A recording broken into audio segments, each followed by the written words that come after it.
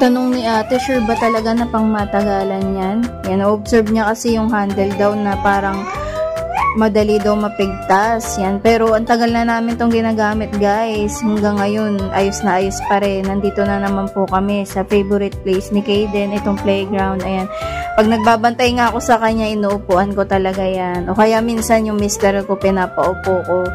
Yan. Kasi nagpapalitan kami ng bantay. Okay, so matagal na sa amin to, kaya madumi na siya.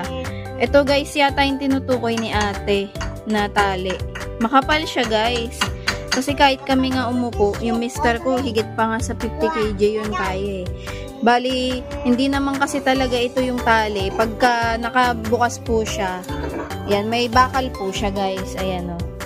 Bali, support, may support siya na bakal. Tapos ito po yung pinakaupuan. Yan. Matibay din siya, guys. Yan o. Matagal na sa amin to. Madami na rin tong napuntahan, guys. You can watch our other videos po. And nasa pin comment po yung talagang pinaka-review nitong product na to. I-check nyo na lang po, guys. Marami pa po yung features. Kahit malusog po yung anak nyo or kahit up to 8 years old pa nga po yung isang nag-feedback dito. Small folding size nga po siya or laptop size and designed specifically for travel po. Kahit na mag-commute po kayo, kahit